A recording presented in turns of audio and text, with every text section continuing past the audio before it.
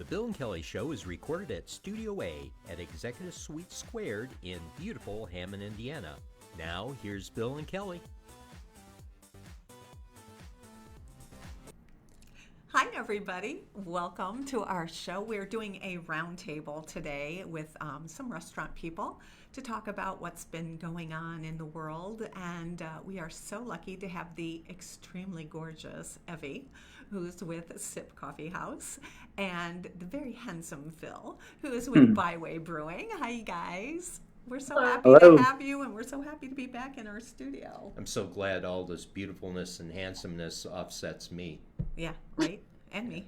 Yeah. Don't I look like a dork with headphones on? But looking good, Bill. I think you look a little bit like Princess Leia. Yeah. I agree. I could do that. I could totally do that. Well, I want to thank both of you for coming on. We tried to get someone from Porter County, but they just couldn't. And with this opening, with staff issues and whatnot, we totally get that. But they did ask me to pass along some comments, and that was the Red Cup, Barb over at the Red Cup in Chesterton. So we'll try to represent her the best way we can. So thanks again for joining us today. This is awesome, and I think this is going to be really informative for people to hear what other businesses have gone through and maybe talk about the future and what this looks like in the future. So why don't we start out first of all to describe what your businesses look like before the stay-at-home order. I think it was back in March 23rd is when things got clamped down, where everyone said, that's it, stay at home. We all stayed at home, watched daytime soap operas and things like that. I guess that's what some of us did. But anyway, Evie, why don't we start with you, and if you'll just share with us, and Evie's from Sip Coffee House, and she's the general manager for both locations, soon to be 3, right, Evie? Yes. And Crown Point, which was their first location, and then the Highland location, and then hopefully eventually, when things pan out, Cedar Lake. One of our favorite coffee houses in the region. Yes. Absolutely wonderful. You guys do it great. So describe what things were like at SIP prior to all this going down. Okay. Well, first of all, I'd like to say thank you for having us. It is truly awesome being able to be on your show. We love you guys. So before they put the shutdown into place, we were doing really well. The place was packed. I remember even walking in here, it was my day off, and every table was full. It was almost like none of our customers were maybe aware of what was about to happen. So either that, or they were just trying to get their last, items in before we did shut down. But things were going swimmingly right before the shutdown, and then as soon as it hit, it was like people didn't even know that we were open. Yeah, and Phil, you want to talk about from your perspective at Byway Brewery. Phil is the general manager at Byway Brewery, one of our favorite breweries in the region. A great place, and great food. Had great deal of success opening up. One of the success stories of the region. So, Phil, tell us a bit about what things look like at Byway. Sure. So again, thanks for having us or having me on and everything, and thanks for supporting us through this time. I saw you guys at least once a week, which was so it's always nice to go. Now, and have Phil, don't make us sound like we're right. A lot of beer, although we do. How much beer they got over there? In fact, during the pandemic, it probably went up a little bit. You know what I'm saying? Right. Everybody did. Yeah. Go ahead, Phil. Sure. I'm sorry. So yeah. I mean, right before it hit, actually, we March 15th we had our Grateful Dead brunch, and we were packed with it. 100+ people were there to enjoy the Rusted Strings Band and some of Chef Brian's awesome food. I mean, I think speaking to Evie's point, it was like people, were kind of just going about their daily lives. And then on March 16th, actually, and I always remember this because it's my birthday, we got around 10:30, we got the notice that starting at 2 o'clock, we had to shut down all dine-in service and go to straight carry out. And it was just such a, bleak times. We didn't know what was going to happen then and how long this was going to last. And I mean, our business model was not based off of strictly carry out. So it was a struggle for those 8-9 weeks for sure. Right. And the entertainment industry, without question, is probably one of those, because they were not truly essential, that really got hit hardest by this. It was like an abrupt stop to slam on the emergency brakes. So as we go along, we get the plan, the Back on Track Indiana plan, where the Governor Holcomb lays out steps. And I think we see that in similar implementation over in Illinois, but a little bit more aggressively with Chicago having to be in the mix. So now we come back just recently. And well, before we go to that, there is one key thing that I would like to discuss. So when this whole thing happened and you were talking about shutting down, you both talked about you had an amazing amount of traffic coming in. So let's jump forward a little bit. So the break stopped.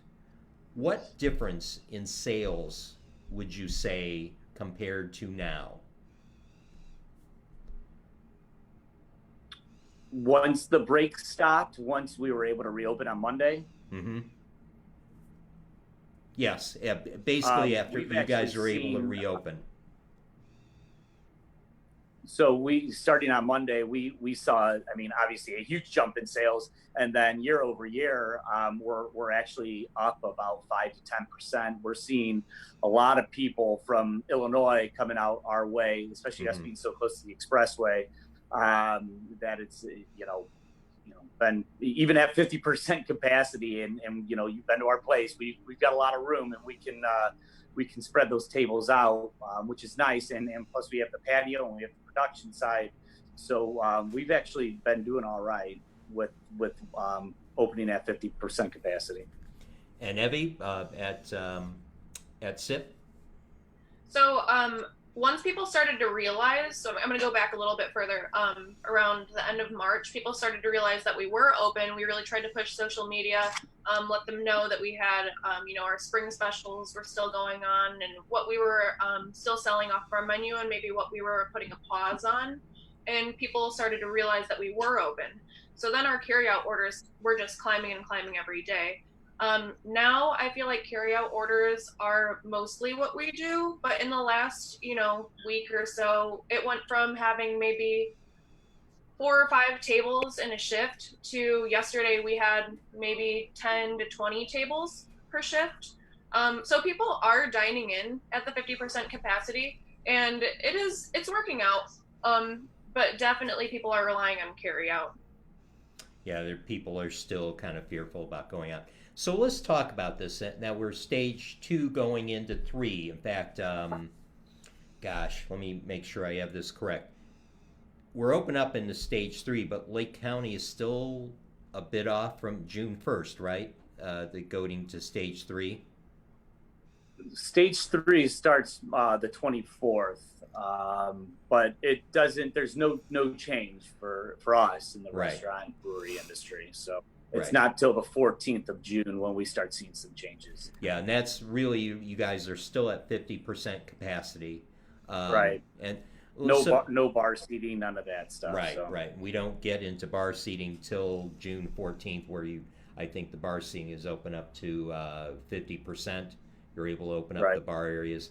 So let's talk about, as you went into stage 2, what type of precautions from both your companies did you have to take?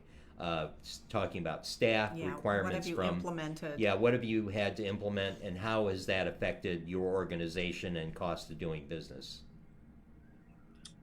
So, being in this industry, I think we've always held pretty high standards. But some additional things that we're doing. We are not only sanitizing every table, then we're disinfecting it, disinfecting the chairs, have sanitizing stations at each kind of entrance and bathroom entrance and in the kitchen. Staff's wearing face masks. We are taking temperature logs of each employee when they come into work. What else are we doing? Checking the bathrooms more frequently, again, disinfecting all high contact areas, and just, obviously keeping everything, per the mandate, 6 feet apart, no congregating amongst the staff. Going a little above and beyond what we were doing before. Right, and so obviously that's been an additional cost to Byway. Sure. Both labor-wise, because you've got to pay for the employees to go through the screening and all that. So, Evie, describe what the environment looks like. The things, the precautions you've had to take, because completely different size business, but you both offer food. Yep. So we've pretty much done the same as far as the masks and the sanitizer goes. We also, if you've ever been into SIP in Highland, you know that it gets a little crammed.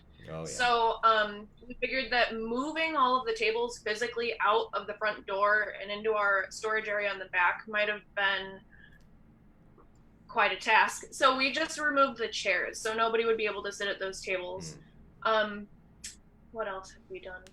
We also, if there's any employees who decide, like, maybe if they did happen to have a compromised immune system, or if anybody in their family did, we told them that it would be just fine if they wanted to stay home.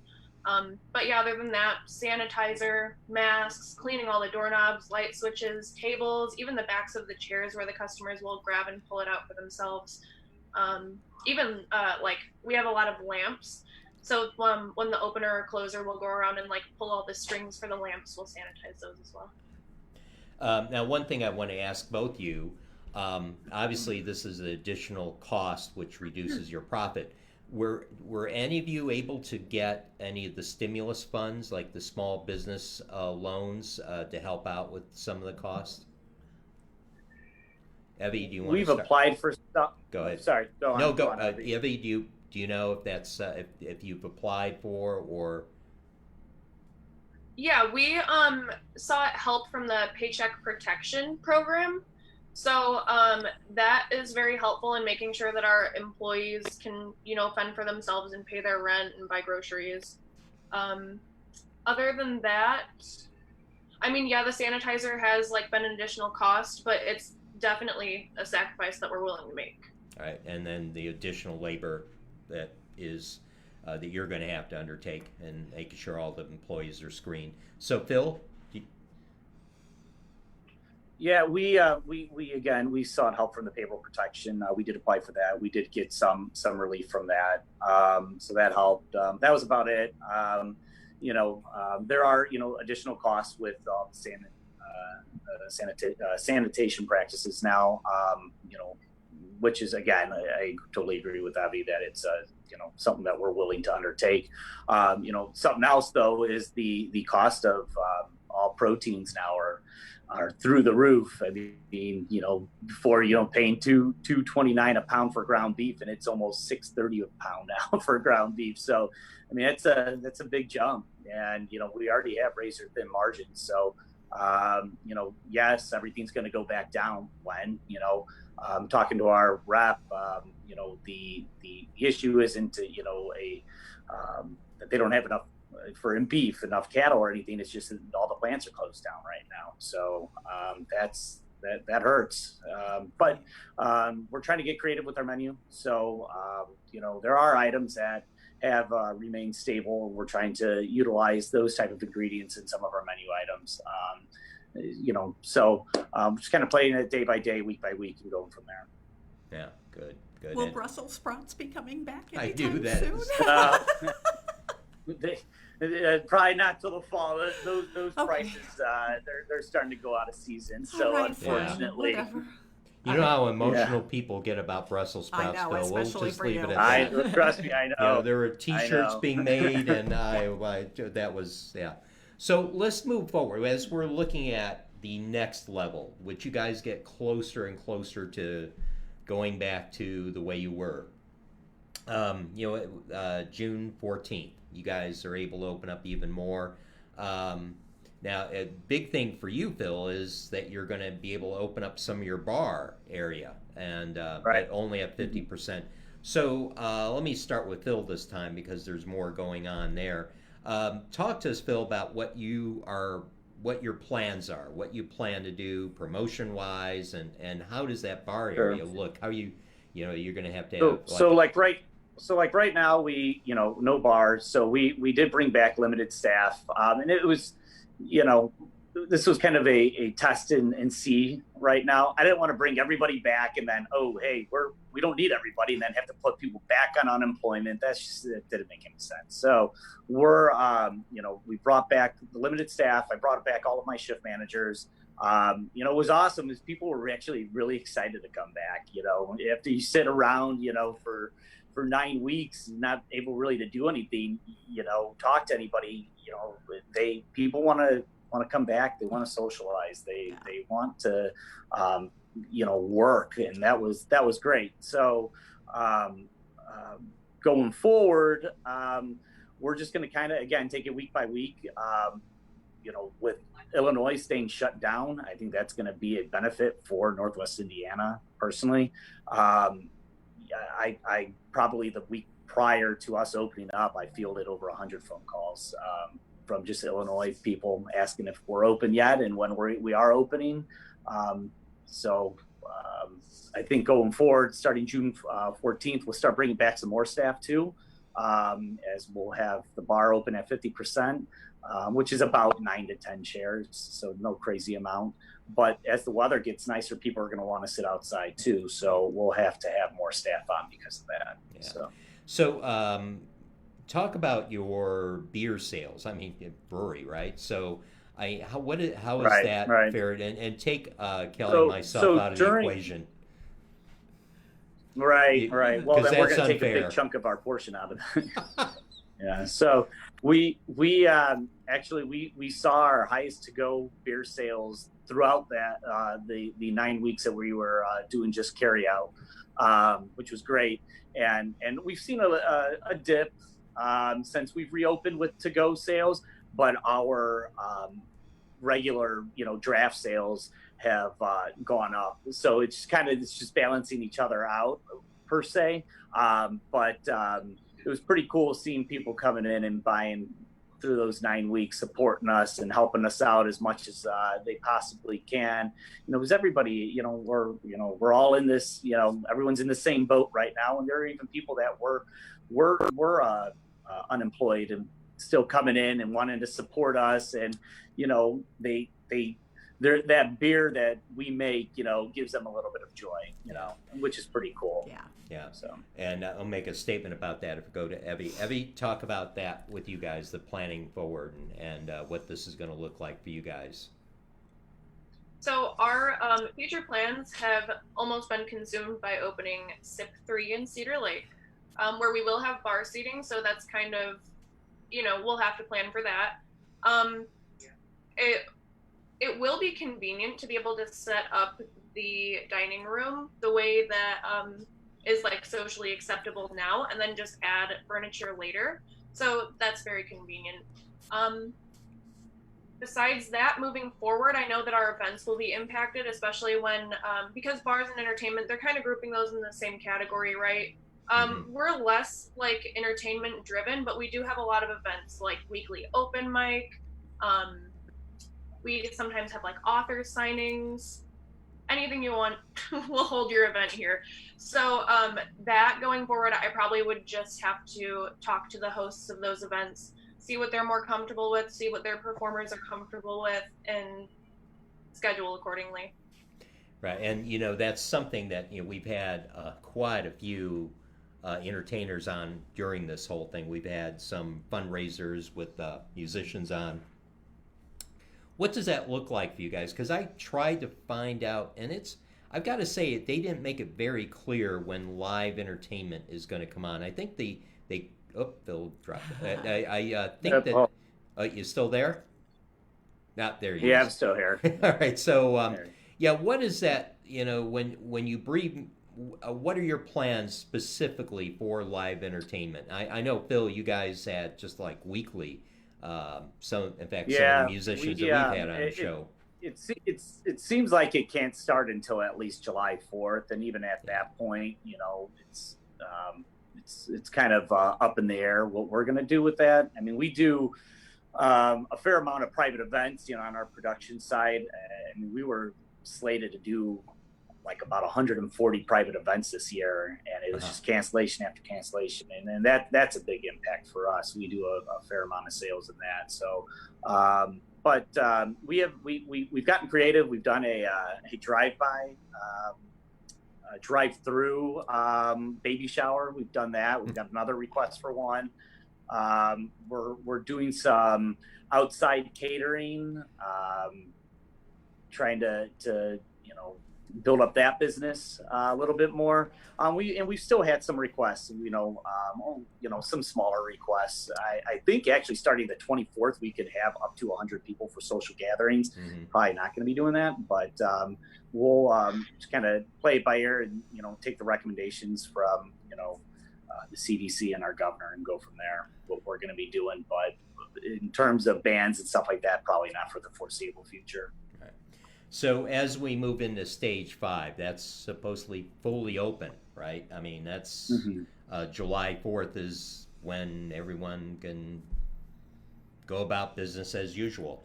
And hopefully, because all these are based on metrics, on continually making sure, which actually look pretty good right now. It looks hopeful.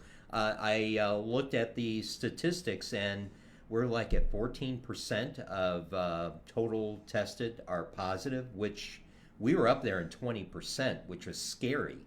So we are seeing a better increase, and the reason, if you listen to Governor Holcomb, why he decided to accelerate stage 3 is because he felt the hospitals were in a lot better situation if we did have an outbreak, that the hospitals are better prepared for it, and that coupled with, if you look at the total percentage tested, has gone down. So let's look at the future. And interesting enough, we've had Spiros Batistos. Is that how you pronounce it? Thank you. Yeah, I just call him the king of entertainment. So we had him on the show, and we basically asked the question. I said, you know, everyone's talking about the new norm. You know, what the world is going to look like in the entertainment industry, which he's, you know, he's got the finger on the pulse of the Northwest Indiana, definitely, because he's the president of the Visitors Authority. And he said that we should always use the goal that we need to get back to the way we were before the pandemic started. You know, and I think a lot of people, you know, that disagree with that. Some of them totally agree with it. But I think, as far as his view is, you know, we've got to get back to that point. Our goal should be there. So let's talk about what your views are on that. What does it look like for SIP and Byway when you do open up fully? Are you still going to have precautions? Are you going to do things differently? What's your view of the world after or on and after July 4th? Well, we always tell our customers, if they call in and they say, can you still do curbside? We're like, hey, whatever you feel more comfortable with, we're here to serve you. So that's kind of the mindset that we've been taking on for this whole thing. We've been posting a lot of polls online. Were you more interested in carry out or dining in? That way we can prepare for that. And I think that we'll continue to reach out to the crowd through social media and ask them, you know, when do you feel more comfortable with us moving in more chairs, or whatever the question at hand may be. We'll definitely reach out and find out what our customers prefer before we make any big moves that might scare them away. Right. And Phil? Yeah, I agree. I mean, I think that the customer is going to dictate what direction we do. Obviously, we're going to continue to do these safety precautions. I don't see that going away. You know, and maybe a lot of this stuff needed to be in place, you know, the extra precautions before, you know. time will tell. But yeah, we're going to let the guests go and dictate what direction that we need to go in. And I mean, someone still wants carry out or curbside, we're still doing that, and we'll continue to do that.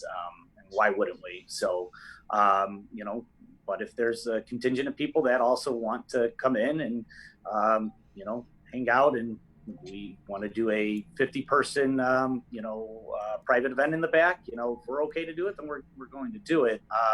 We are taking precautions with that. We're adding more staff. You know, instead of a self-serve buffet, it's where, you know, our employees are going to be doing the serving now, wearing masks, wearing gloves, and all that stuff. So taking extra precautions with that stuff and making sure that people feel comfortable. You know, I personally don't think that anyone that does not feel comfortable is, you know, going to be coming into an event. Right. You know, they'll be staying home. Right. And that's fine too. You know, let the customer dictate what they want to do. So. And you got to also realize that a lot of people can't go out. They don't have the money. We've got a lot of these independent contractors that are sitting out there saying, all these people are getting stimulus checks and we don't have anything yet. So, you know, that's got to impact a portion of your businesses. But it sounds like a common thread from both you, which you would assume. It sounds like you guys are going to be kind of enhancing your carryout business more because you may have those people staying at home that are kind of afraid to come in and mix up with other people, even after July 4th. So it sounds like that may be something enhanced in both your businesses.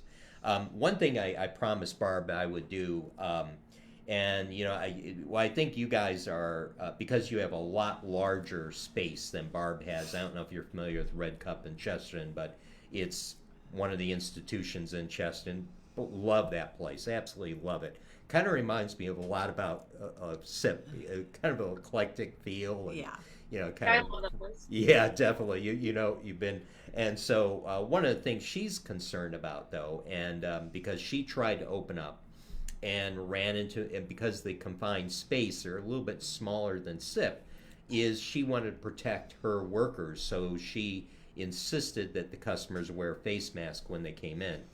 Didn't work out well. They didn't buy into that, and that ran into some confrontation. So she is going to continue until she feels comfortable with curbside service. They close down the front door and have a table out front, and they're going to remain at a holding pattern until that. So, but a completely different environment than both you have. It's kind of a narrow coffee shop, and but her fear was for her workers and people coming in, because face masks are really protecting other people, not you. And so she wanted me to express that concern. But she's hoping that this is going to go away. You know, her plans are going to be very conservative, even when things are opened up. And she may still insist on people wearing face masks coming in, but she's not sure just yet. But she wanted me to state that. And we had another Porter County one, but just timing was not good for them. But they've opened up, and that's Dunlin Pizza, and they have carry out. I don't think their dining is open yet. No. And so they just have strict carry out. But that is a real popular pizza in Porter County, real popular. So. Well, I can't tell you how much we appreciate you guys coming on and sharing. Taking time out of your day. Yeah, definitely. Two amazing businesses for you guys who are not familiar with them. I can't believe that. I really can't believe it. Right now. Yeah, and actually, SIP has a coffee that's kind of named the Bill and Kelly Show Sweet Heat. Yeah, Cup of Joe, the Bill and Kelly Show Cup of Joe, right? So come in and ask for that, and you know, just or the lavender lemonade.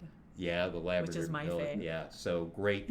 Byway, oh my gosh, Phil, I think I've told this to you, amazing. You guys have created such an inertia. Its location, but the beautiful space, the great award-winning food, it's just been amazing. Congratulations to you guys for getting through this. And Evie, in fact, we would love still you. be there doing our show, but you guys got so busy, we just couldn't. No It's like, room. yeah, we like, okay, we're doing a show here. As people are, yeah, but it's a great place to socialize. Absolutely. So we have two of the most popular places, and we can't wait to see what the Cedar Lake does for you guys. That'd be pretty It's amazing. exciting.